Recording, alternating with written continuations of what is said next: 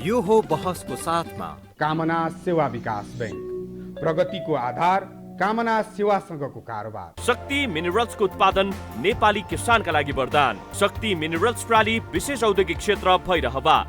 Registration open for +2 Science, Management, Humanities and Law, Lumbini College.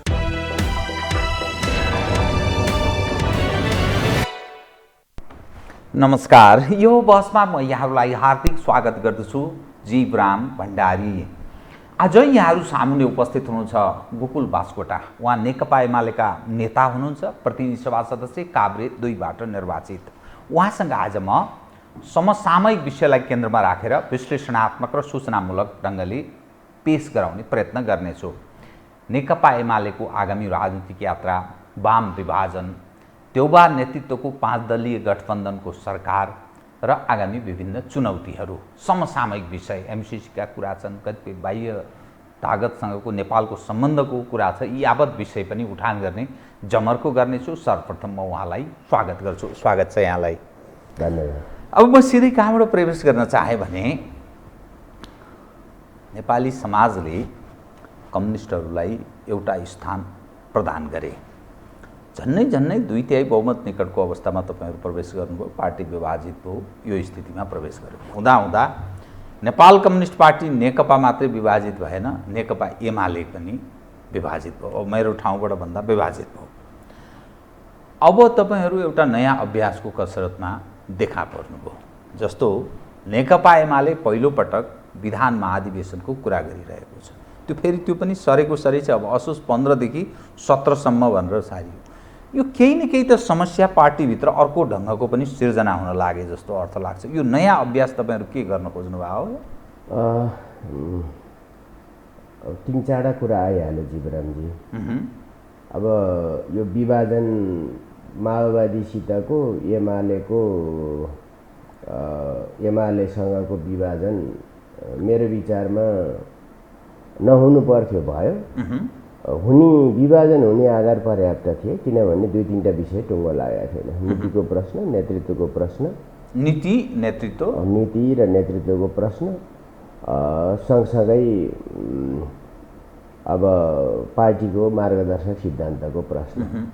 यी 3वटा विषय नै अनुत्तरित जस्ता थिए। मतलब अपरिपक्व अवस्थामै पार्टी एकता गरिएछ भन्ने बुझ्नु पर्यो। वस्तुगत आवश्यकता हो, सच्चा वामपन्थी हो भने एकता हुनु, तर फरक धार थिए। त्यो सच्चाइलाई हामीले बुझेका थियौँ, त्यसको संवेदनशीलतालाई बुझेका थियौँ र भावनात्मक एकताको कुराले बढ्ता जोड गर्यो। वस्तुगत सत्यमा जब प्रवेश गर्न खोज्यो, त्यसपछि प्रचण्डको टाउको रिङ्गो र उनी बाहिरिए। टाउको रिङ्गिहाल्यो नि। रिङ्ग्या हुनाले त्यहाँ पुगेर अन्थनियो। ठुलो नोक्सान भयो नि त। त्यो त ठुलो त्रुटि गरेछ नेतृत्वले भन्ने बुझ्नु पर्यो।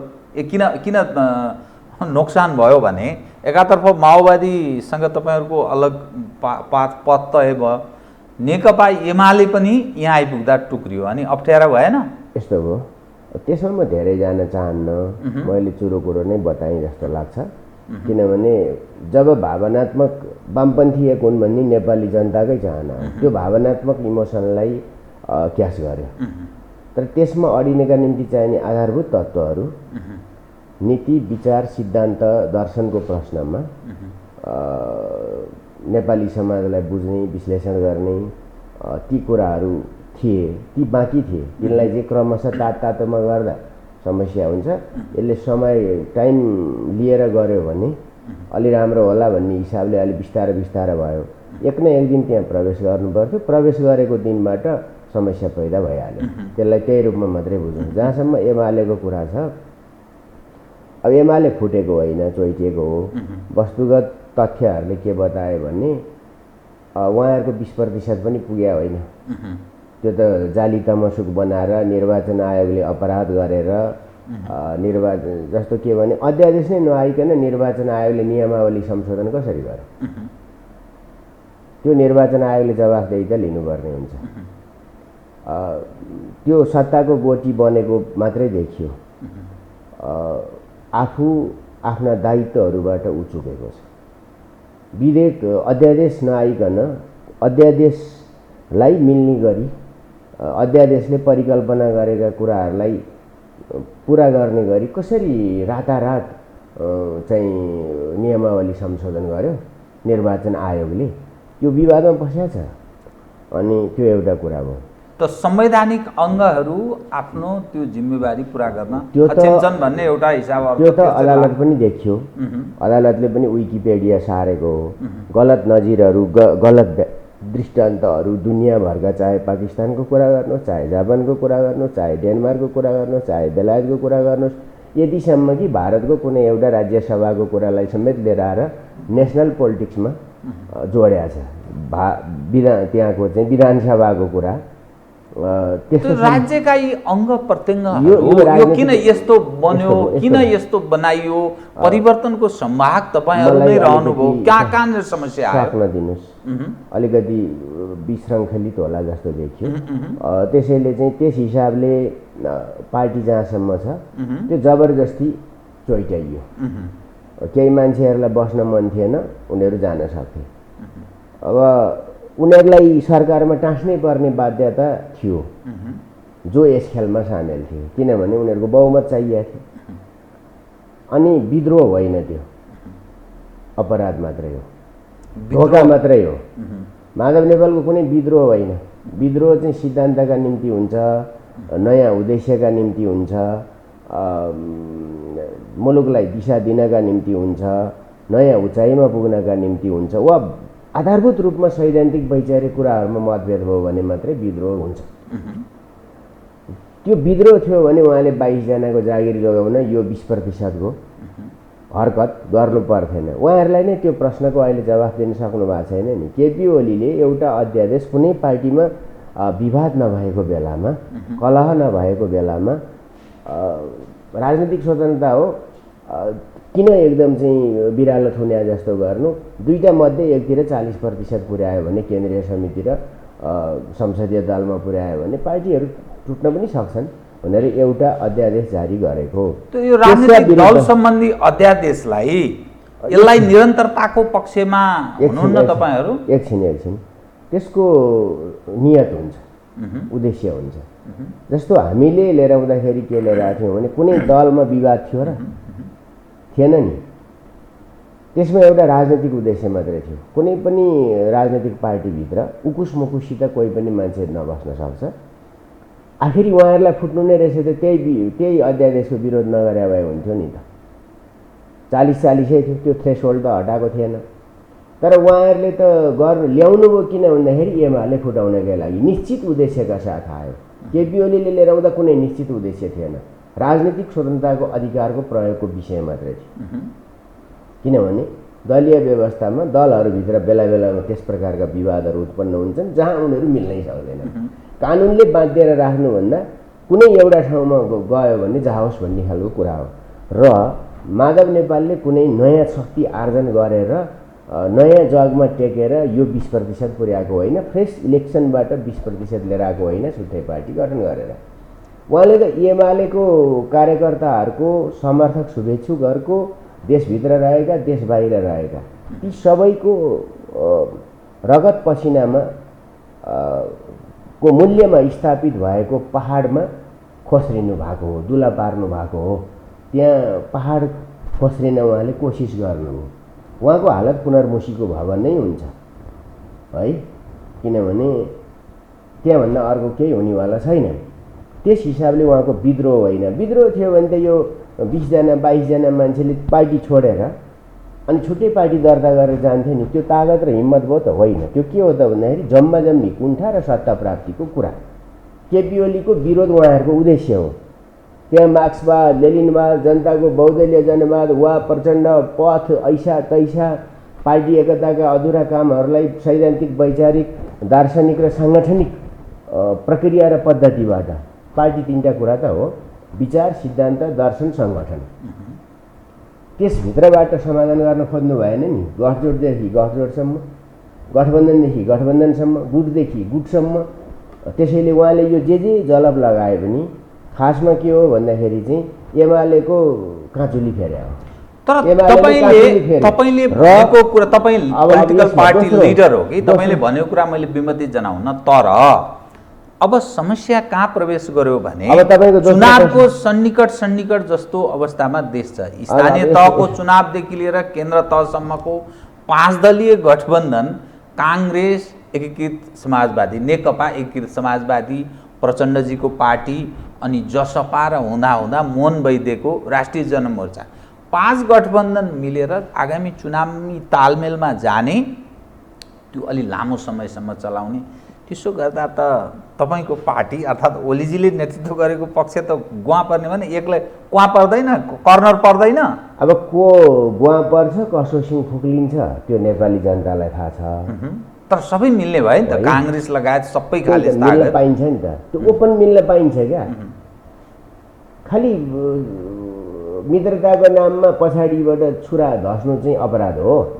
त्यस हिसाबले मैले के भनेको भने यी सबै चिजहरू जसरी अहिले नाङ्गो प्रयोग भएका छन्, ती चिजहरूले के गर्छ भने हाम्रो व्यवस्थामाथि नै प्रश्न खडा गरेको छ, दलीय व्यवस्थामाथि नै प्रश्न र चुनौती खडा गरेको छ। अदालतको निर्णयले निर्दलीय व्यवस्थातर्फ अगाडि बढाएको छ। निर्दल अब एकादेशको कथा हो। यो धरतीमा जबरजस्ती कति कुनै देशमा चल्ला, होइन भने निर्दलीय व्यवस्था चल्दैन। इभन चाइनामा पनि 8 दलीय गठबन्धनको सरकार हो, कम्युनिस्ट पार्टी मेन कुरा हो। त्यसो हुँदा हामीले के हेर्नुपर्छ भने यी सबै कुराहरू त्यस हिसाबले भए जहाँसम्म अब पार्टीको गठबन्धन एमालेका विरुद्ध ककलले गर्छ भने हामी त खुसीले नाच्ने, बुझ्नुभयो? नाच्ने किन हार्नलाई नाच्ने। एउटा यस्तो पिरामिड बनेछ नेकपा एमाले कि त्यो धेरै त्यसको जग, त्यसका पिल्लरहरू यति बलिया रहेछन् कि जसका विरुद्ध लड्न मिलेको माओवादी टुक्रेर जाँदा साथमै भएको माधव नेपालले चाहिँ अरूसित आत्मसमर्पण गरेर पार्टीलाई धोका दिँदा, दक्षिणपन्थी तागतहरूसित चाहिँ उहाँ लम्पसार परेर आत्मसमर्पण गरेर यो पार्टीलाई धोका दिँदा, अब त्यसपछि चाहिँ न उद्देश्य न नीति, संसदमा जाने सरकार नबनाउने अनि एमालेका विरुद्धमा जानु, एमाले भोटले जित्ने मसाल ससाल अब जितेर देखाओस् नि त। तपाईँले भने होइन, ल जितेर देखाओस् हो, त्यो एउटा कुरा छ। एक्लै उठेर जितोस् न, कसैको पनि एक्लै एमालेसित कुम जोड्ने, पाखुरा खैँचिने तागत रहेनछ नि। तर तालमेल गर्दा त तपाईँहरूलाई त पाखा लगाइदिने रहेछन् नि त। उदाहरणका लागि लुम्बिनी प्रदेश सरकार गयो, गण्डकी गयो, अब बागमती उडाउने तयारी छ, प्रदेश नम्बर 1 को उडाउने तयारी छ, स्थानीय तहमा कई ठाउँमा हान्ने हो। अब एकपछि अर्को त त्यो जग भन्नुभयो तपाईँले, जगै हल्लिन थाल्यो नि त तलकै हो। यिनीहरू प्रश्न आयो नि त, उहाँहरूले यो सबै काम के का नाममा गर्दै हुनुहुन्छ? वामपन्थीसित होइन त मिलेर, वामपन्थीको नाममा गर्दै हुनुहुन्छ नि, कम्युनिस्टको नाममा गर्दै हुनुहुन्छ नि, समाजवादको नाममा गर्दै हुनुहुन्छ नि, एकाधिकार पुँजीवादको विरुद्धमा गर्दै हुनुहुन्छ नि, नवउदारवादको विरुद्धमा गर्दै हुनुहुन्छ नि, होइन? अनि त्यो जम्मै कुरा चाहिँ गर्दै हुनुहुन्छ, तर कोसित मिलेर मिल्न चाहिँ पुँजीवादपन्थीहरूसित, एकाधिकार पुँजीवादपन्थीका नेपालका खास त्यसको दार्शनिक मान्यताका पक्षधरहरूसित, त्यसको सङ्गठनात्मक शक्तिसित, अनि त्यसपछि नवउदारवादी तागतहरूसित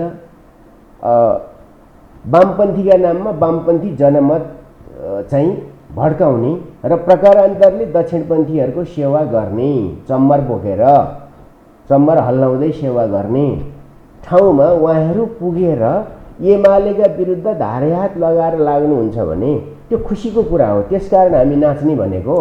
उहाँहरूको दाबी चाहिँ के भने तत्कालीन प्रधानमन्त्री केपी शर्मा ओलीले संविधान विरोधी गतिविधि गर्नुभयो, सिस्टम कोल्याप्स गर्न लाग्नुभयो। त्यसकारण यो संविधान र प्राप्त उपलब्धि बचाउनका लागि हाम्रो यो बाध्यात्मक कदम कति समयका लागि, आगामी चुनावसम्म पनि चुनावी तालमेल गरेर जाने, सहकार्य गर्ने अनि यसको चाहिँ जग राम्रो बसेपछि, स्थायित्व प्राप्त भएपछि यो सिस्टम संघीयता, गणतन्त्र, धर्मनिरपेक्षताले स्थायित्व प्रदान गरेपछि, प्राप्त भएपछि अनि आफ्नो बाटो लाग्ने ओलीले सिद्ध्याउन लागेका थिए है।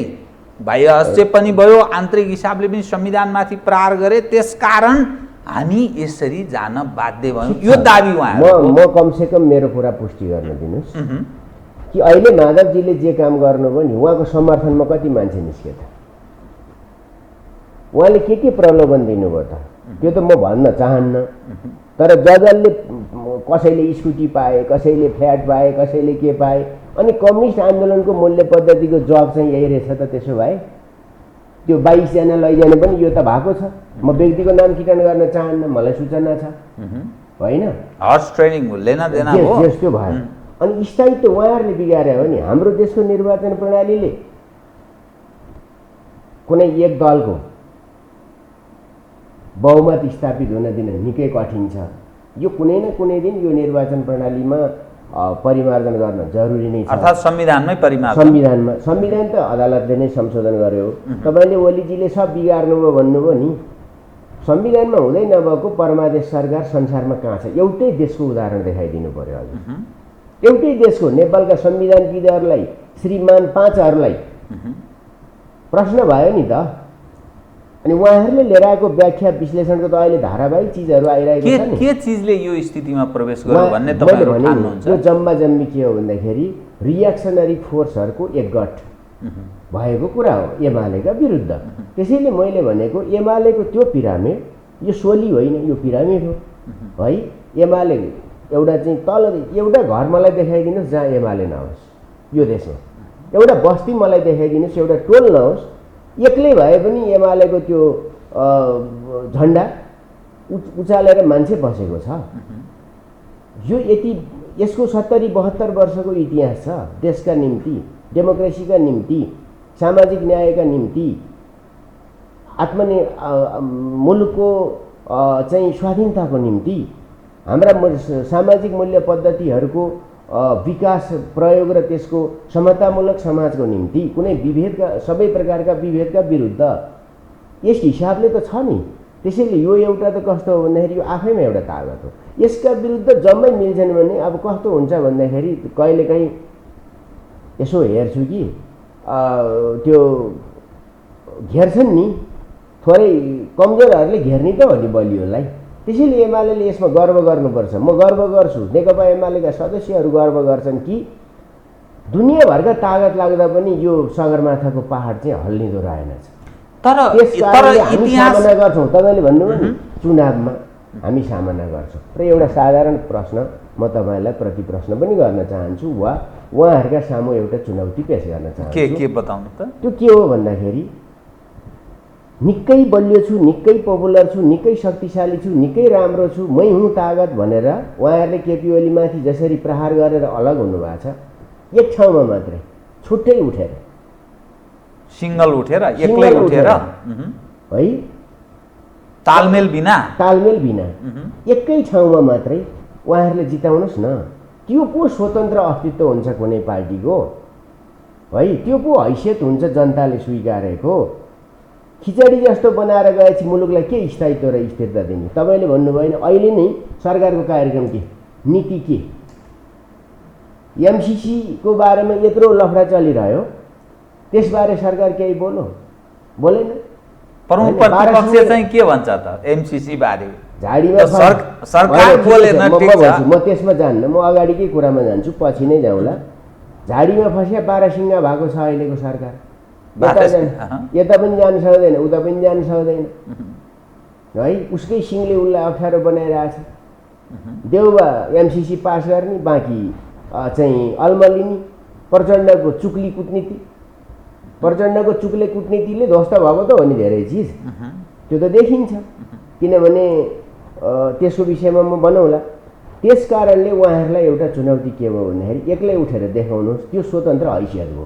होइन भने प्रतिक्रियावादीको, देशी विदेशी प्रतिक्रियावादीको पुच्छर बनेर उहाँहरूले के बैतर्ने तर्नुहुन्छ? तर्नुहुन्न उहाँहरूले बैतर्ने। त्यसैले हामी त सामना गर्न तयार छौँ। अर्को पनि बताइदिउँ, तपाईँले उठाइहाल्नुभयो त्यो पहिलो आम निर्वाचनमा मनमोहन अधिकारीलाई छोडिदिनुहोस् भनेर मदन भण्डारीले काङ्ग्रेसलाई भन्नुभयो। भर्खर डेमोक्रेसी आएको छ, स्थिरताको प्रश्न छ, स्थायित्वको प्रश्न छ, पुनरुत्थानवादी शक्ति कमजोर भइसकेको छैन पञ्चहरू। त्यसो भएको हुनाले हामी अलिकति एउटा केही न केही न्यूनतम समझदारी बनाएर जाउँ भनेर एउटा पवित्र उद्देश्यका साथ भन्दा किशनजीले 25 सिटका निम्ति वामपन्थीलाई शुभकामना छ भनेर टुँडिखेलमा भने होइन। 1000 सिट भए पनि मलाई पुग्दैन, उहाँहरू मनमोहनलाई छोड्दै भन्नुहुन्छ भनेर भने होइन। त्यहाँबाट आएको काङ्ग्रेस है। अनि तपाईँले नै भनिराख्नु भएको छ फुटेका वामपन्थी। अनि यो बेला काङ्ग्रेसले यो स्वर्णिम गोल्डन चान्स, यो चान्स काङ्ग्रेसले लुज गर्छ, काङ्ग्रेसलाई रेबिज लागेको छ। अब बुझिएअनुसार 100को सिट काङ्ग्रेसले लिने, बाँकी सिट गैर काङ्ग्रेस 5 दलीय गठबन्धन बीचका प्रचण्डजी, माधवजी, उपेन्द्रजी अनि राष्ट्रिय जनमोर्चालाई 2 सिट त्यो भनिन्छ के त्यो खाले जेन्टलम्यान एग्रिमेन्ट भइसकेको छ भन्छ। नेपालका जेन्टलम्यान एग्रिमेन्ट कुन दिनसम्म कायम हुन्छ भने चुनावको नोमिनेसनको अघिल्लो दिनसम्म त्यो जेन्टलम्यान एग्रिमेन्ट काम लाग्दैन। त्यसपछि भोलिपल्ट किन काम लाग्दैन भने मैले बताएँ नि त, दृष्टान्त दिएँ नि त। कहाँ मिल्ने, कोसित मिल्ने, कसरी मिल्ने, के का निम्ति मिल्ने, त्यसमा उद्देश्य प्रकट हुन्छ, त्यसमा हैसियत प्रकट हुन्छ, त्यसमा सामर्थ्य प्रकट हुन्छ, त्यसमा शक्तिको कुरा हुन्छ। वामपन्थीसित मिलेर काङ्ग्रेसले त्यो काम गर्छ, जबकि उसका निम्ति अनुकूल समय छ भने उसले त्यो काम गर्छ। चुनावको नोमिनेसनको अघिल्लो दिन तासको महल जस्तो सर्लक्क त्यो घर ढल्छ, बालुवाको बाँध बन्छ। त गठबन्धनको रूपमा रहँदैन, चुनावी तालमेल त्यो स्वर्ण अवसरलाई काङ्ग्रेसले गुमाउँदैन पनि हामी खुसी। म अर्को बताइदिन्छु। 10 सिट तपाईँले के सिट भन्नुभयो, 10 सिट देला, 10 सिट देला, तर त्यसमा काङ्ग्रेसको कार्यकर्ताको नि पसिना हुन्छ नि त तल। अनि ती ठाउँमा काङ्ग्रेसले राजनीति गर्छ कि गर्दैन? 10 सिट कहीँ दिनु भने त्यहाँका काङ्ग्रेसलाई तिमीहरू काङ्ग्रेसको राजनीति नगर, झन्डा नबोक भने हुन्छ कि हुँदैन? त यिनीहरू भत्ताभुङ्ग हुन्छन्, त्यसकारण हामीलाई अवसर प्राप्त हुन्छ भन्न खोज्नु भयो? होइन, मैले भनिसकेँ मिलेछन् नै भने पनि झन् राम्रो कुरा हो नि त। एकातिर सच्चा देशभक्त शक्ति, एकातिर नेपाली जनताले छानेको रुचाएको शक्ति, अर्कोतिर विदेशीले बनाइदिएको पुतली, विदेशी इन्ट्रेस्टमा बनेको पुतली। चाहे त्यो जेसुकैमा जानुहोस् तपाईँ। अब विभिन्न फन्डेड पण्डितहरूले, पण्डित भन्ने चलन छ क्यारे अहिले, पण्डितहरू है, पण्डितहरूले यो वातावरण जतिसुकै तयार गर्न खोज्नु, राजनीति त्यहाँ हुँदैन। राजनीतिमा रगत पसिनाको मूल्य हुन्छ। यहाँ बसेर तपाईँले मसित बहस गरेर अर्कोसित मिलाइदिन्छु भनेर त्यो कुरा मिलाइदिन सक्नुहुन्छ, तपाईँले व्यवहार मिलाइदिन सक्नुहुन्न, तपाईँको इन्ट्रेस्ट एक्सप्लोर गर्न सक्नुहुन्छ, तपाईँले उद्देश्यहरूको बिचमा एकता गराइदिन सक्नुहुन्न है। किनभने तपाईँले एमाले बनाइदिया होइन नि त, एमाले मैले बनाएको छु मेरो ठाउँमा, अर्को मेरो सदस्यले त्यहाँ बनाएको छ। मैले त्यही भएर पिरामिड भने नि, हाम्रो छानुदेखि जगसम्म छ नि त। त्यो जगहरूले के लिन्छ कुरा? त्यसो भएको हुनाले त्यसमा हामीलाई खाइँदो छैन। हामी त यतिसम्म भन्छौँ कि यिनीहरू सबै मिलेर लड्दाखेरि पनि हामीलाई केही फरक पर्दैन क्या, त्यसका निम्ति हामी तयार छौँ। अनि नाच्ने भनेको म फेरि पनि भन्छु, र हामी डेमोक्रेसीमा एकदम स्वाभाविक रूपमा जनताले दिने फैसला मान्छौँ। अब यहाँ सवाल 2 प्रश्न तपाईँसँग म उठान गर्छु, यो सँगै जोडिने प्रश्न। फन्डित या कसैले त्यो अलिक फन्डेड, अलिकति त्यो प्रो टाइपको मानिसले बोल्यो भने यसले फन्डी त्यहीँ गर्यो है, अर्थात् त्यहाँको नोट खाएको छ अनि डलर या युरो या भारू या अर्कै केही खाएको छ अनि त्यसको त्यो यसो बेच्दै छ भन्ने यस रूपमा मानिस बुझ्दछन्। जुन सिस्टम तपाईँहरूले ल्याउनु भयो नि, अर्थात् नेपाली जनले ल्याए अथवा पार्टीको नेतृत्वमा आयो, तपाईँ लामो अनुभवी पनि व्यक्ति हुन्छ, पत्रकारिता पनि लामो गर्नुभयो, राजनीतिमा पनि लामो योगदान दिनुभयो, त कस्तो सिस्टम तपाईँहरूले ल्याउनुभयो यो देशमा जुन सिस्टममा साराका सारा तागत बाह्य तागत प्रिभेल गर्छ, आन्तरिक राजनीति शक्ति कमजोर देखिन्छ, अर्कोले यो चाह्यो त्यही हुन्छ, अर्कोले त्यो चाह्यो त्यही हुन्छ, अर्कोले भनेको बाह्य तागतले, यो कस्तो सिस्टम तपाईँहरूले स्थापित गराउनु भयो? यसो गरौँ, किनभने विश्व त ग्लोबलाइजेसनमा गएको छ, एउटा सानो गाउँमा बदलिया छ, सोसाइटी ओपनै छ, ठिक छ, स्वतन्त्रताको चाहना मानवीय चाहना हो। त्यसभित्र हाम्रो चाहिँ के हुन्छ भने इन्स्टिट्युसनल मेमोरी एकदम कमजोर हुन्छ नेपालको, तर अरूले चाहिँ हाम्रो रियाक्ट बढी गर्ने चलन हुन्छ, प्रतिक्रिया जनाउने छिटो, तर तयारी केही पनि नगर्ने हुन्छ।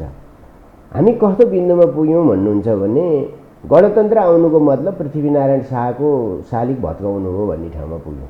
त्यो चाहिँ गणतन्त्र भन्ने हामी है, यस खालको स्कुलिङ गरियो नि त, केहीले देश अलग हो व्यवस्था अलग हो भन्ने रूपमा बुझिएन, सिस्टमलाई अलग ढङ्गले बुझिएन। त्यसो हुँदाखेरि के हो भन्दाखेरि चाहिँ गणतन्त्र नागरिक व्यवस्था हो, सम्पूर्ण नागरिक व्यवस्था हो। अब राजतन्त्र एउटा वंशको शासन हो। हामी त कहाँ पुग्यौँ भन्दाखेरि चाहिँ नारायणटीमा चाहिँ उहाँहरू के बनाउने भर्खर पनि लिएर आउनु भएको छ। नारायणी सङ्ग्रहालय बनाउनु राम्रो, नेपालको राजतन्त्रकै सङ्ग्रहालय बनाउनु राम्रो, सङ्ग्रहालय बनाएको पनि छ। किनभने त्यसका राम्रा कुरा र नराम्रा कुरा नेपाली समाजले सिक्नु पर्दछ मेरो विचारमा। हाम्रा अनेक अरू परम्परा पनि छन्, त्यो अर्काले लादिएको भन्नाले दुई तिनवटा चिज यहाँ चाहिँ घुसाउन सजिलो हुन्छ कि यहाँ धेरै बुझेर रियाक्सन जनाइँदैन, पोजिसन बनाइँदैन। पहिला पोजिसन बनाइन्छ अनि अध्ययन गर्न थालिन्छ। नेपालको कुरा त्यही हो, परा त्यही हो। जस्तो कि अहिले तपाईँले भन्नुभयो एमसिसीमा पहिला सही गरे अनि अध्ययन गर्न थाले। तपाईँसँग एमसिसीको विषयमा म भोलि मैले भने एउटा उदाहरण मात्रै हो। त्यसैले यस विषयमा के हो भन्दाखेरि केही नेपाली जनताले नेपाली जनताको आन्दोलनमा मागै नउठ्या मुद्दाहरू पनि समावेश गरिदिए हो। जस्तै अब जस्तो त अब मैले भनिहालेँ, कतिचोटि भन्नु मैले 1000 चोटि भन्नु होइन। मलाई चाहिँ मान्छेले त्यो पनि भन्छन् कि यो चाहिँ संहिता विरोधी हो भनेर। अब संहिता नेपाली जनताको मागै थिएन। संहिता कुनै क्रान्ति वा प्रतिक्रान्ति होइन, संहिता कुनै राजनीतिक व्यवस्था पनि होइन मेरो बुझाइमा है। राजनीतिक व्यवस्था त डेमोक्रेसी हो नि, लोकतान्त्रिक प्रणाली राजनीतिक व्यवस्था हो वा निरङ्कुश प्रणाली राजनीतिक व्यवस्था हो होइन। गणतन्त्र के अरे गणतन्त्र लोकतन्त्रको एउटा त्यो शिर हो, गजुर हो, अथवा राजतन्त्र त्यस व्यवस्थाको गजुर होला। कुरा त यो हो नि, खास त नेपाल हो नि देश। अनि धर्मनिरपेक्षताको कुरामा चाहिँ यस्तो छ। अब हाम्रोमा के छ भन्दाखेरि चाहिँ मान्छेको स्वतन्त्रता, व्यक्तिगत स्वतन्त्रतालाई चाहिँ हामीले त्यही रूपमा छोडिदिनुपर्छ। यसको तात्पर्य यो होइन कि हामीसित पहिलादेखि हुँदै आएका चिजहरू सबै खत्तम गरेपछि मात्रै हामी नेपाली हुन्छौँ, हामी विश्वमा चाहिँ बिक्री हुन्छौँ, हामी लिलामी गर्न लायक हुन्छौँ, लिलामीमा चढ्न लायक हुन्छौँ। यो ठान्नु बेकार हो क्या। यदि त्यस्तो हो भने अब धर्मनिरपेक्षता भनेर जसले वकालत गर्छन् ती नेपाली जनताभन्दा पनि बाहिरबाट फन्डेडहरूले गर्छन् है। ठिक हो, यो देशमा बुद्ध धर्म पनि छ। त्यो बुद्ध धर्म पनि हिन्दू र बुद्ध जोडिएको छ नि, छैन र? बोलबम के हो त ल भन्नु होइन। किराँती सभ्यताको चिज होला नि त। महादेव त किराँती सभ्यताको कुरा होला। अधिकांश उनीहरू बुद्ध धर्म मान्दछन्। त्यही कुरा हिन्दू धर्मका बोलबमवालाहरूले बोकेर कुद्या देख्छु साउनभरिमा। हाम्रो त मिक्स सोसाइटी हो, मिक्स कल्चर छ। अनि यो चाहिँ हाम्रो के हो भन्दाखेरि यसका केही मानकहरू छन्। म त्यता जान चाहन्न, म त्यसको तपाईँ नेपाली भावनाको प्रतिनिधित्व गर्ने गरेर तपाईँ बोल्दै हुनुहुन्छ। म एक हिसाबले हेर्दाखेरि के छ भन्दाखेरि यसमा नेपाली समाजलाई विभाजित गराउनु पर्ने कुनै कारण थिएन। सही कुरा हो कि यहाँ मुस्लिम छन्, यहाँ बुद्धिस्ट छन्, यहाँ हिन्दू धर्मावलम्बी छन् है। अब यसमा चाहिँ हामीले चर्च किन बनाएको भनेर त क्वेसन उठाएको छैन नि। तर इसाईहरू चाहिँ के कुरा उठाउँछन् भने धर्म परिवर्तन गराउनु पर्छ। संविधान बन्दै गर्दाखेरि त्यतिखेरको कुनै एउटा विदेशी राजदूतले पत्र लेखेको होइन, आर्टिकल लेखेको होइन। तपाईँ बेलायतको कुरा गर्दै हुन्छ, कोही कसैको कुनै कुरा भन्दिनँ, त्यो हस्तक्षेप होइन। नेपाली जनताले फैसला गर्ने हो नि त्यो कुरा, आफ्नो कुरा उनीहरू मानुन् न त। त्यसो भए उनीहरू हिन्दू बनुन्, किन त त्यो? त आगामी चुनावमा यो नेकपा एमाले यसलाई एजेन्डा बनाउँछ? यसो छ, अब एजेन्डा बनाउँछ बनाउँदैन म भन्न सक्दिनँ है। तर कुरा के छ भन्नुहुन्छ भने संहिता त तपाईँले अघि सरकारहरू चलेनन् भन्नुभयो नि, यो आफ्नै बिग्रेपछि नचल्या हो, त्यसमा हामीलाई केही टाउ दुखाइ छैन। तर पहिलोपल्ट स्थिरताको माग गरेपछि 7 वटा प्रदेश सरकारहरूले चाहिँ 5 वर्ष चलाउन पर्ने होइन, त्यसका जगहरू निर्माण गर्नुपर्ने होइन। कुनै जग बनाउनु छ भने, इन्भर्टेड कमाभित्र भन्छु, कुनै जग बनाउनु छ भने जम्मा जम्मी त्यो पुल हो, एक प्रकारको ब्यारिकेड जस्तो पुल। स्थानीय तहलाई बढी अधिकार दिएर नि संहिता मान्न सकिन्छ नि। त्यसैले म यसको त विरोधी नै हुँ। धर्मको विषयमा म आफू हिन्दू धर्मवादी हुँ, के अरे हिन्दू धर्मावलम्बी हुँ। तर म हिन्दूवादी भनेर वकालत गर्दिनँ है। कुनै पनि वादी धर्ममा बन्नु, न इसाईवादी न हिन्दूवादी। प्रश्न यो हो कि हामीमाथि अर्को इम्पोज चाहिँ स्वीकार्य छैन। पैसा तिरेर हाम्रो गरिबीमाथि टेकेर अनि हिन्दू धर्मले विभेद गरौँ भन्छन्, त्यो नबुझ्नेहरूको कुरा हो, पाखण्डीहरूको कुरा हो, नेपाली समाजलाई विभाजित गर्नेहरूको कुरा हो।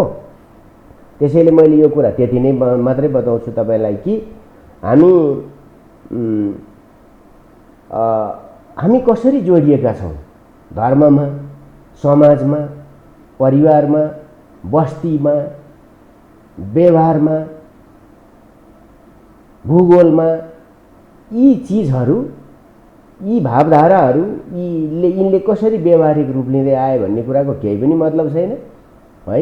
अब त्यो उठाइदिएछ हिँड्या छ तपाईलाई व्यक्तिगत रूपमा नि सोद्धाखेरि आगामी चुनावमा यो तपाईले भनेको मुद्दालाई उठान गरेर देश एउटा व्यापक राजनीतिक ध्रुवीकरणमा जान सक्छ, आगामी चुनाव त्यस ढङ्गले ध्रुवीकृत हुन सक्छ पनि भन्छन्। र यो मुद्दाको नेतृत्व गरेर नेकपा एमाले गइदियोस् भन्ने तपाईँ चाहनुहुन्छ कि? तपाईले अगाडि नै ध्रुवीकरण भन्नुभयो नि त। 5 दलीय मोर्चा अनन्तकालसम्म कायम हुने, 5-7 वर्ष न्यूनतम जानुपर्छ भन्ने सिद्धान्त दृष्टिकोण केही पनि नभएको एउटा मोर्चा चल्ने, त्यसलाई टिकाउन विदेशीहरू लाग्ने, स्वदेशी नागरिकको बलमा टिक्ने एउटा मोर्चा, त्यो केपी ओलीले नेतृत्व गर्ने। दुईटा मोर्चा त हुने भयो, दुई ध्रुव। त्यसमा को तपाईहरूलाई सहयोगी अथवा तपाईहरूको पछि लाग्ने अरू अथवा सहयात्रा कोसँग हुन? देशभक्तहरू, वास्तविक देशभक्तहरू, वास्तविक प्रगतिशीलहरू र यो मौसम अनुसारको बाजा बजाउनेहरू होइन। त्यसमा महन्त ठाकुर, राजेन्द्र महतो अनि राप्रपाहरू, नेमकिपा यी कुरा मानिस गर्छन् हो? त्यो अब मैले भने एउटा ब्रोडर फ्रेमवर्कभित्र हेरौँ, सच्चा देशभक्तहरू,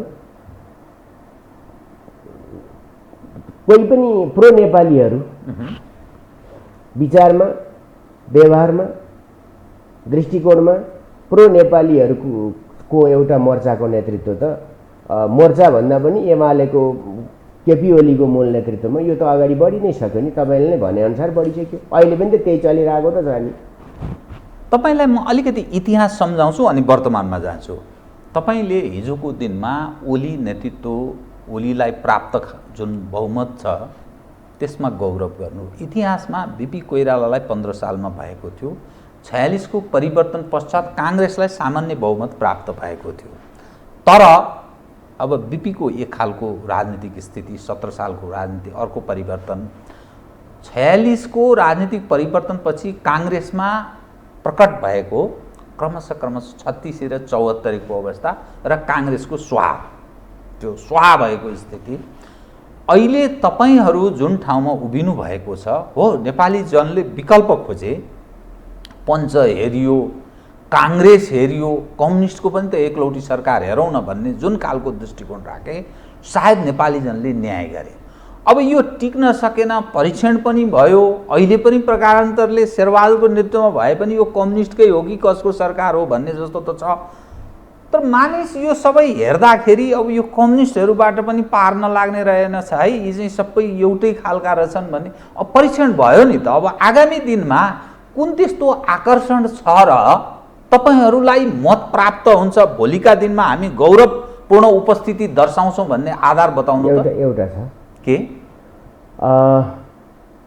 तपाईँ जेसुकै भन्नुहोस्, बहुदलीय व्यवस्थाको विकल्प छैन। निश्चय नै जब प्रजातन्त्रको बहुदलीय विकल्प छैन। व्यवस्था छ भने त्यसमा दुई धार छ। एउटा सामाजिक न्यायमा आधारित धार, अर्थात् समाजको श्रमिक वर्गको प्रतिनिधित्व गर्ने धार, एउटा नितान्त पुँजीपति वर्गको प्रतिनिधित्व गर्ने धार।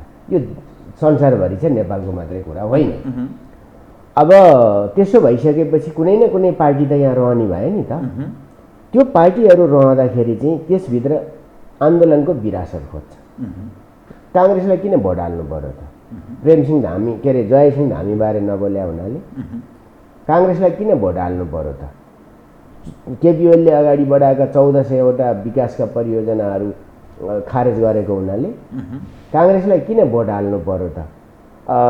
लिपुलेक लिम्पियाधुरा र कालापानीको विषयलाई छायामा पार्न चाहिँ सुशील कोइराला नै भएको बेलामा निरूपण भइसकेको हुम्लाको विवाद, सीमा विवाद चाइनासितको, त्यो अहिले उठाएको हुनाले अनि काङ्ग्रेसलाई किन भोट हाल्नु पर्ने त? दल विभाजन गर्ने कानुन एउटा डेमोक्रेटिक पार्टीले लिएर आएको हुनाले त्यो पनि थ्रेसहोल्ड समेत घटाएर है काङ्ग्रेसलाई किन भोट हाल्नु पर्ने त? नाकाबन्दीका विरुद्ध भयङ्कर ठुलो आन्दोलनको नेतृत्व गरेको कारणले, राष्ट्रवादी आन्दोलनको नेतृत्व गरेको कारणले काङ्ग्रेसलाई चाहिँ किन भोट हाल्नु त? र काङ्ग्रेसले त कम्तीमा एउटा अर्को इतिहास तपाईँले भन्नुभयो, म तपाईँलाई अर्को इतिहासको तथ्य बताइदिन्छु। काङ्ग्रेसले त कमसेकम सिङ्गल मेजोरिटीको सरकार एकपल्ट 2/3को, दुईपल्ट सिङ्गल, 3पल्ट काङ्ग्रेसले त सिङ्गल सरकार चलायो नि। इतिहासमा त्यो छ नि। बिपीको 2/3को अनि गिरिजाको बहुमतको सरकार हो। किशुनजीको पनि चुनावपछि त के भयो मैले त्यो बिर्सेँ। जस दुईपल्ट 46 यता पनि दुईपल्ट काङ्ग्रेसको बहुमतको सरकार। त्यो चान्स त नेपाली जनताले दिए नि है। आज शिक्षाका समस्या, स्वास्थ्यका समस्याको जुन पहाड छ, रातारात फुमन्तरकी बाचा त हल हुँदैन। उसले एउटा भयङ्कर अराजकता सिर्जना गरिसकेका थियो। त्यसैले नेकपा एमालेको हकमा यो सिङ्गल मौका आजसम्म पाएको छ त? हिजो प्रचण्डसँग मिलेर गरेको हुनाले त्यो अझै जनताले न्याय गर्नुपर्छ भन्ने तपाईँको भनाइ। त्यो प्रचण्ड भने त कस्तो भन्नुहुन्छ भने यो त एउटा अस्थिरताको राष्ट्रिय समस्या। प्रचण्ड जहाँ बेरियो नि त्यसको घाँटी कसियो। अनि किन त्यो व्यक्तिसँग तपाईँहरूले बाबा जनता छन् नि त, वामपन्थी मिल भन्ने जनता छन्। वामपन्थीको रूपमा जानेर वा नजानेर, बुझेर वा नबुझेर अलिअलि माओवादीलाई नि वामपन्थी हो भन्ने भोट हाल्ने, विभाजित नहोस् भन्ने छ नि त। त्यसको हामीले रूपान्तरणको प्रयास गरेको हो है। रूपान्तरित हुन्छ भने त प्रचण्डलाई पनि खेदिरहनु पर्ने जरुरी त थिएन। त्यसैले प्रचण्डको बानी त गयो त गएन। उहाँलाई सर पर्दा के गर्नुहुन्छ त? भारतसित गएर तेरो विरुद्धमा केही पनि कुरा उठाउन्न, मलाई हतियार दे, मेरो सुरक्षा दे, लिखित पत्र पठाउनु। अमेरिकी साम्राज्यवाद भनेर उफ्रिनु भयो, गएर त्यो पनि लुक्दै कसैले नदेखोस् जसरी गएर एकजना उपसचिवसित भेटेर राष्ट्रपतिसित भेट्ने भनेर जानुभयो। एकजना उपसचिवसित भेटेर आउनुभयो, चुक्ली लाउनुभयो। अब उहाँ चुक्ली के लाउनुहुन्छ भन्दाखेरि चाहिँ अब त्यहाँ गएपछि उहाँ सबै अमेरिकन बनिदिनुहुन्छ। नेपाली हुँ भन्ने बिर्सिनुहुन्छ, नेपालको यत्रो नेता हुँ भन्ने पनि बिर्सिनुहुन्छ। नेता हो भने मेरा आफ्ना नेपाली हुनुको नाताले देशका जनताप्रतिको, यो माटोप्रतिको, यो हावाप्रतिको, यो इतिहास र विरासतप्रतिको सँगै मिल्न त पर्छ, तर केही सीमा हुन्छन्। त्यो पनि उहाँ नागेर जो भेट्यो प्रो अमेरिकन बनिदिनुहुन्छ। उहाँलाई त्यहाँ चाहिएको थियो त्यो आतङ्ककारीको सूचीबाट हट्नु पर्यो, त्यही होइन कुरा।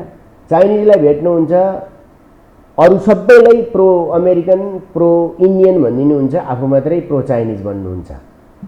अमेरिकनलाई भेट्नुहुन्छ, अरूलाई प्रो चाइनिज भनिदिनु होला, उहाँको स्वभावको कुरा गर्छु म है।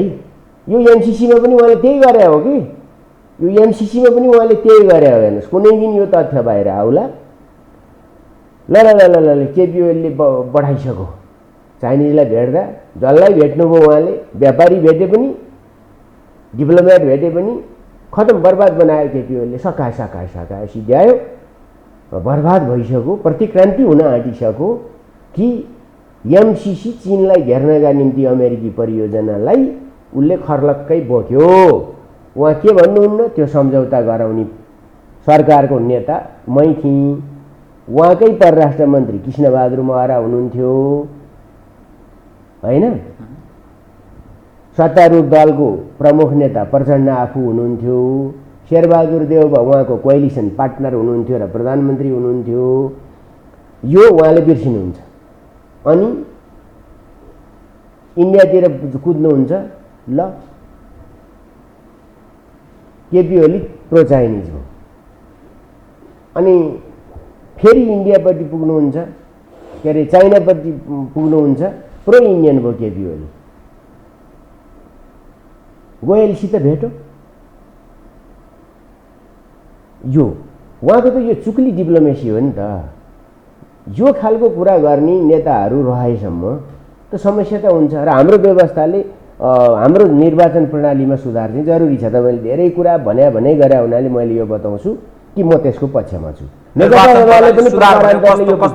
अब यस्तो भयो नि त, अहिलेको व्यवस्थाले त के हुन्छ भन्दा समानुपातिक जुन प्रणाली छ, यो प्रणालीले के गर्ने भयो भनेदेखि त अब केही न केही रिगाउने भयो बहुमत आउनलाई। अनि यो प्रणाली नै यस्तो हालियो कि हामीले बडा क्रान्तिकारी भएर कसैको पनि बहुमत नआओस्। जब बहुमत कसैको आउँदैन भनेपछि हुने नहुने सम्झौता गरेर झारपात जम्मै बटुलेर अनि चरीले गुड बनाए जस्तो, चरीको गुडमा कुन कुन हाल्या हुन्छ, खर पनि हाल्या हुन्छ, पराल पनि हाल्या हुन्छ। यो सिस्टम त्यस्तै भयो, यो सिस्टम चरीको गुण जस्तै भयो, चरीको गुण जस्तो भयो। हेर्नुहोस्, त व्यापक सुधार जरुरी छ यसको। यसमा चाहिँ के छ भने परिवर्तन जरुरी छ। म के भन्छु भने समावेशितालाई चुनौती दिन मिल्दैन। त्यो हाम्रो सामाजिक मूल्य पद्धति हो, सामाजिक वस्तुगत सत्य हो। बहुजाति, बहुभाषा, बहुधर्म, बहुसंस्कृति, बहुसमुदाय, के अरे भन्छ यो चाहिँ यस खालको कुराको राज्य सत्तामा उसको पहुँच र उसको सहभागिता जरुरी पर्दछ है। तर प्रतिनिधि सभामै पनि यो कुरा गर्न आवश्यक हो कि होइन, यसलाई राष्ट्रिय सभामा लगेर अर्को ढङ्गले म्यानेज गर्नुपर्छ समावेशितालाई। प्रतिनिधि सभामा डाइरेक्ट इलेक्टेड सिस्टम मात्रै गर्नु राम्रो हुन्छ नि, जसले प्रधानमन्त्री दिन्छ कि त हामी डाइरेक्ट प्रधानमन्त्री प्रतिनिधि सभा प्रत्यक्ष निर्वाचितहरूको मात्रै थलो बनाउनु पर्यो भन्ने हो। त्यसो हुनासाथ के हुन्छ भने अल्पमत बहुमत ती हुन्छ। कोही मानिस भन्छन् जनवादी राज्य सत्ताको कल्पना गर्छन्, प्रत्यक्ष निर्वाचित कार्यकारी राष्ट्रपति वा प्रत्यक्ष निर्वाचित प्रधानमन्त्रीको पनि कुरा गर्छन्। यसबारेमा नि केही धारणा बनाउनु भएको? मलाई त्यस्तो लाग्दैन कि धेरै कुरा विचार गरेर यति चाहिँ राम्रो भएको छ। प्रधानमन्त्री प्रतिनिधि सभाले नै दिनु राम्रो हुन्छ है।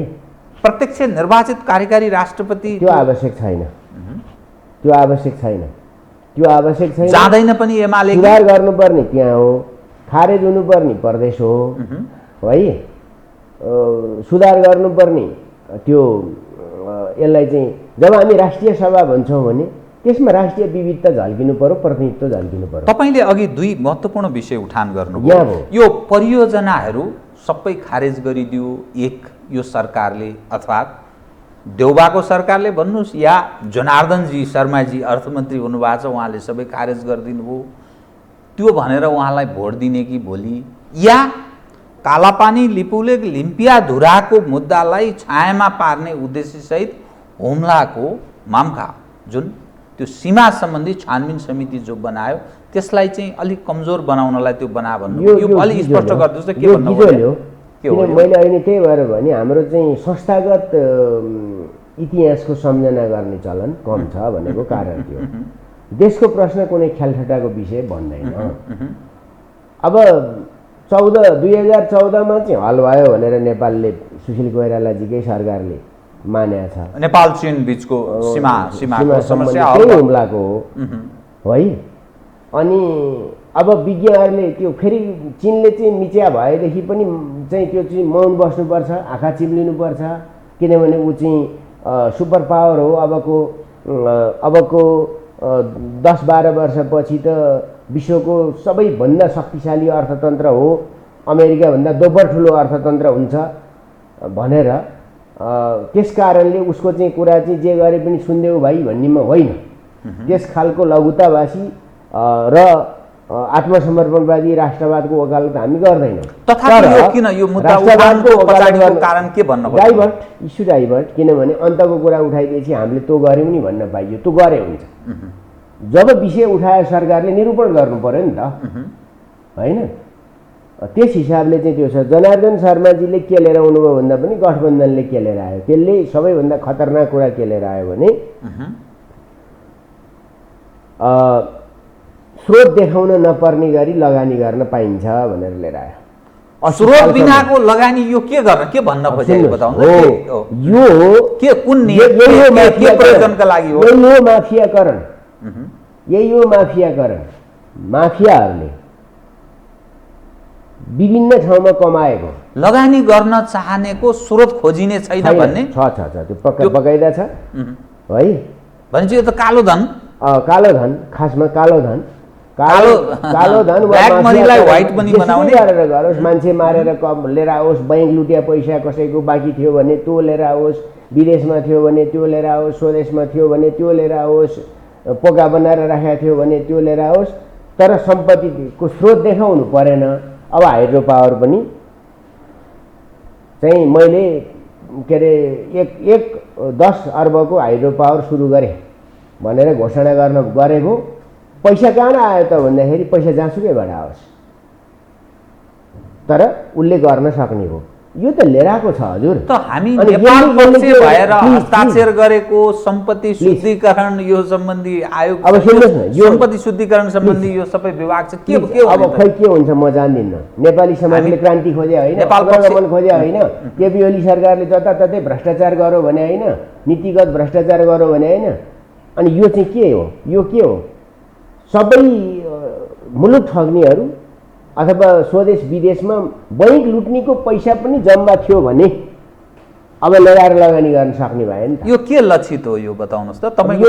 यो त के लक्षित, यो त त्यही हो। अर्को दिया छ त्यहाँ, अनि के अरे वितरणमुखी लिएर आयो भनेको छ। 5 लाख मान्छेलाई चाहिँ 10,000 रुपियाँ बाँड्छु, के गर्छु भनेको छ हो। के दीर्घरोगीलाई पनि भनेको छ अर्को। त्यो त बरु राम्रै कुरा हो। त्योभन्दा राम्रो त यसले चाहिँ निःशुल्क स्वास्थ्य उपचार गरिनेछ सरकारी अस्पतालमा भन्नु राम्रो होइन र? औषधि निःशुल्क दिइनेछ भन्नु राम्रो होइन र? कुरा त्यही हो नि राम्रो। दीर्घकालीन कुरा त्यो हो, सही कुरा त्यो हुन जान्छ। बाँडेर ढुकुटीमा भएछ बाँड्ने होला नि त, बाँड्ने कम्पिटिसन मात्रै गरेर त भएन। त्यसो भएको हुनाले यो त के भने माफियाकरण है।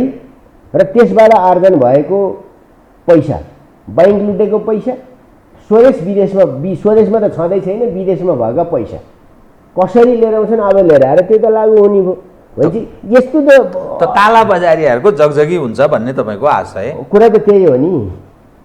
नेप्से के अरे यो सेयर बजार भन्छन् नि, यहाँ पनि त विदेशीहरूको ककसको ठुलो चाहिँ त्यसमा लगानी छ भन्ने सुन्छु म। कति सत्य हो मलाई थाहा छैन, म त्यसमा गहिरो गरी पसेको पनि छैन, कोही बुद्धिजीवीले मलाई अथवा अनुसन्धानदाताले मलाई त्यो बताएको पनि छैन। तर यस्तो त कुरो लिएर आएको छ। अनि प्रचण्डको सरकार, देउबाको सरकार सिधै कालाबजारीहरूलाई वा कालाबजारी भन्दा पनि अवैध ढङ्गले आर्जन गरेका अकुत सम्पत्ति कमाएकाहरूको निम्ति चाहिँ माफी मिना दान दिया हो कि होइन? अब भोलि पर्सि यी मिडिया केही मिडिया यिनले यो गजब राम्रो क्रान्तिकारी काम गर्यो भनेर भन्ने छन्। समाजवाद त्यो हो समाजवाद। प्रचण्डको समाजवाद, माधव नेपालको समाजवाद, जनार्दन शर्माको समाजवाद यहाँनेरि प्रकट भएको छ। सम्पत्तिको स्रोत नदेखाइकन अनि अर्को पनि लिएर आएछ राष्ट्रवाद।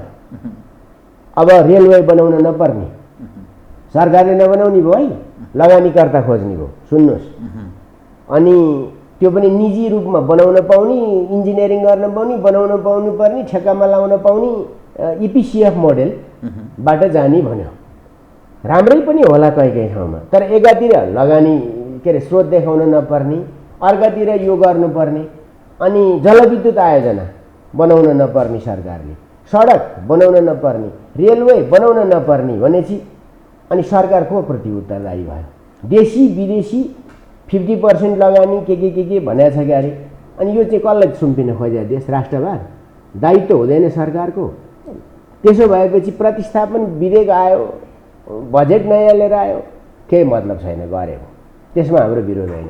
सभामुख छँदैछ अर्को एउटा है, अरूका निम्ति एउटा कानुन, एमालेका निम्ति अर्को कानुन, कानुन उल्ट्याउने सभामुखको कुर्सीमा बसेर।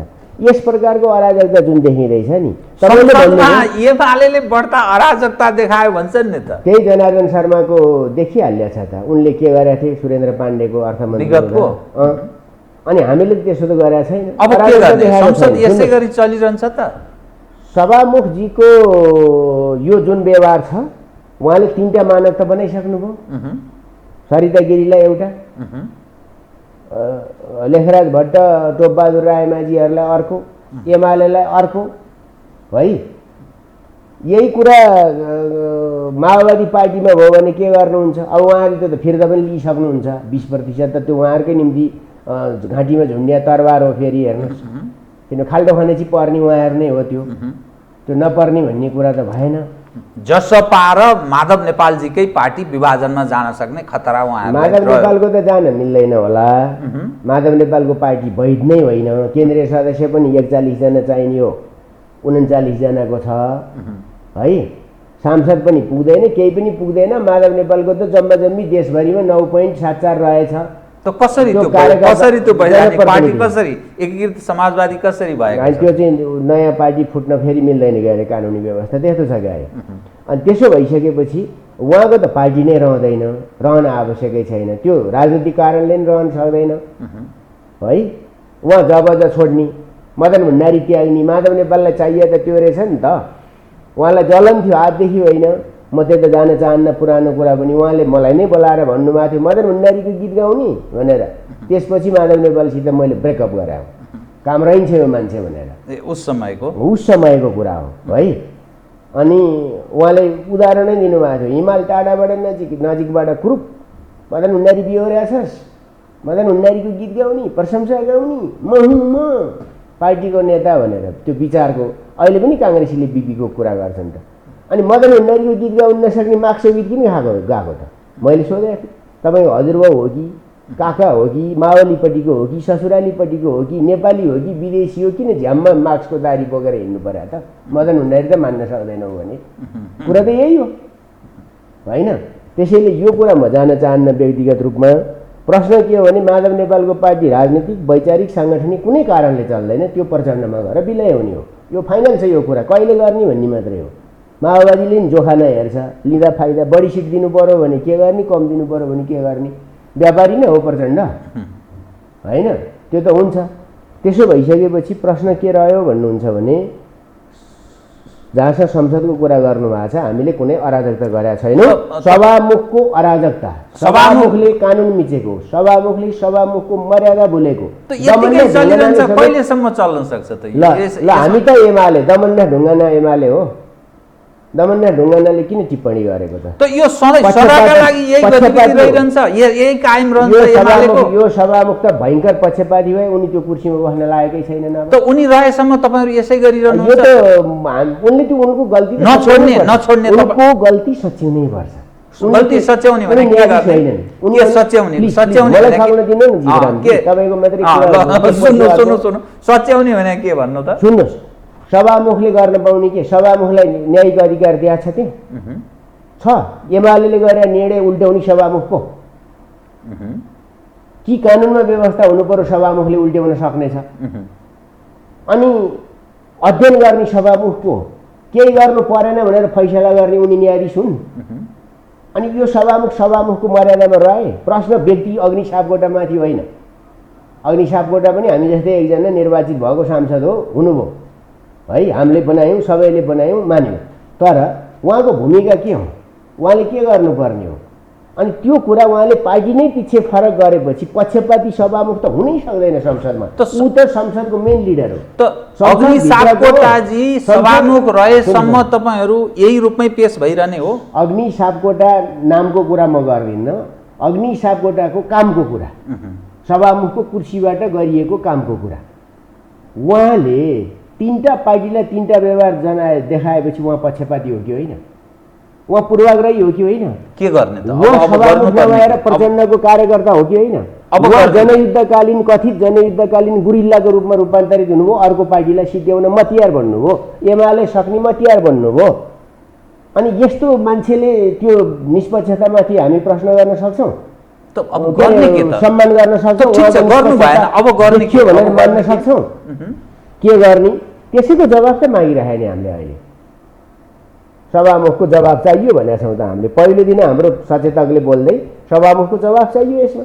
तपाईँको भूमिका निष्पक्ष भएन, तपाईँ पार्टी विभाजनको मतियार बन्नुभयो, तपाईँ अभिभावक हुन सक्नु भएन, तपाईँ फर्स्ट म्यान हुन सक्नु भएन। तपाईँहरूले सभामुख फेरियोस् भन्ने तपाईँहरूको चाहना? अर्को सभामुख त के उहाँलाई सधैँ दिया होइन? अब 15-16 महिनापछि हो कि अलि चाँडै हो कि थाहा छैन। उहाँहरूको गठजोड के हो, चुनाव त भइहाल्छ। त उहाँले त्यो रूपमा तपाईँहरूलाई प्रश्न नपारेसम्म यही गतिविधि संसदमा सदन त हेर्नुहोस्, उहाँले त त्यो स्वत्व गुमाइसक्नुभयो। सभामुखको भूमिकाको स्वत्व चाहिँ उहाँले गुमाउनु भयो। तीनटा मानक, तीनटा के अरे उदाहरण, तीनटा नजिर चाहिँ स्थापित हुन सक्दैन एउटै केसमा, एउटै प्रकृतिको केसमा। मैले मान्छे मारेर आएँ आँखै अगाडि, मलाई तुरुन्त गिरफ्तार। तपाईँले मान्छे मारेर आउनुभयो सबैका आँखा अगाडि, अनि तपाईँलाई चाहिँ अनुसन्धान। अनि अर्कोले मान्छे मारेर आयो सभामुखलाई मन परेलाई, उसलाई चाहिँ मैले चाहिँ के भने केही त्यस सम्बन्धीमा चाहिँ कसैले केही गरौँ, पुलिसले समातिसके हुनाले, मैले नदेखेको हुनाले केही गर्नु परेन भन्ने खालको कुरा गर्नु मिल्छ? त्यो मिल्छ? त्यसैले प्रश्न सभामुख भन्ने व्यक्तिप्रति होइन। म कार्यक्रमको ठिक अन्त्यमा आएँ, 1 मिनटमा सक्दिनुहोस्। मसँग धेरै विषयहरू त थियो तर गर्न सकिनँ, मैले उठान गर्न समयले भ्याएन। आगामी पार्टीको अध्यक्ष तपाईँहरूको जो विधान महाधिवेशनको तपाईँहरू कुरा गर्दै हुनुहुन्छ, महाधिवेशन पार्टीको हुन्छ, त अध्यक्ष को हुने र दोस्रो एमसीसीको सवालमा के गर्ने बताउनुहोस् एकदम छोटकरीमा, मसँग समय भएन। बताइदिइहाल्छु। एमसीसीको बारेमा मैले अघि नै पनि उल्लेख गरेँ। यो आफैले गिजोले प्रचण्डहरूले पहिला नबुझी सही गरे, अहिले आएर गिजोले र सत्ताको हतियार बनाए। तपाईहरु सहयोग गर्ने सत्ताको हतियार बनाए। न अब प्रश्न तपाईँ 1 मिनट भन्नुहुन्छ, मैले 1 मिनट सिधै समय भएन। उहाँले कुत्सित घरेलु राजनीतिको खतरनाक हतियार बनाउनु भयो। अन्तर्राष्ट्रिय विश्वसनीयता नेपालको गुमाउने गरी गलत सही गर्नुभयो। त्यो उहाँ भन्न तयार हुनुहुन्न कि सही गलत थियो एमसीसीको बारेमा, कि सही गलत थियो कृष्णबहादुर महराले गरेको, ज्ञानेन्द्रबहादुर कार्कीले गरेको, प्रचण्डले आज उभिएर यो भन्नुपर्छ र मैले फिर्ता लिएँ भन्नुपर्छ, कि उनले चाहिँ मैले गरेको काम चाहिँ गलत थियो भनेर भन्नुपर्छ यो। अनि अहिले आएर उहाँले गिजोले हो कि होइन केपी ओली विरुद्धको हतियार बनाउनु भयो। हिजो संसदमा सरकारले पेश गर्यो भने त्यो सरकारको कुरा उहाँहरूकै बहुमत छ भने तपाईहरु के गर्ने? हामी त प्रतिपक्ष हौँ, हाम्रो कुरा क्लियर छ, हाम्रो पोजिसन फेरिया छ, हामीले बताइदिइसक्यौँ।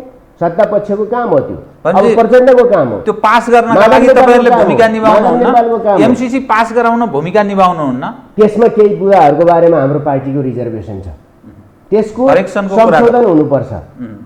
संशोधन हुँदैन भनेर एमसीसीले भनेपछि जबरजस्ती त्यो निल्ने कि नलिल्ने विचार गर्नुपर्छ। एक सवाल अब पार्टी अध्यक्षको निम्ति हाम्रो अधिवेशन अहिले आयोजित भएको होइन। हाम्रो यो नीति महाधिवेशन होइन, मैले आगामी महाधिवेशनमा भने महाधिवेशनकै बेला कुरा हुन्छ र अहिलेको अध्यक्षको विकल्प अहिले तत्काल हामी देख्दैनौँ। हस्, धन्यवाद छ। आदरणीय दर्शकवृन्द, उहाँ हुनुहुन्थ्यो गोकुल बास्कोटा, नेकपा एमालेका नेता तथा प्रतिनिधि सभा सदस्य। समसामयिक विषयलाई केन्द्रमा राखेर गरेको कुराकानी। म सहित मेरो सम्पूर्ण युनिटलाई कार्यक्रमबाट बिदा दिनुहोस्। यो हो टेलिभिजन, हेर्दै रहनुहोला। नमस्कार।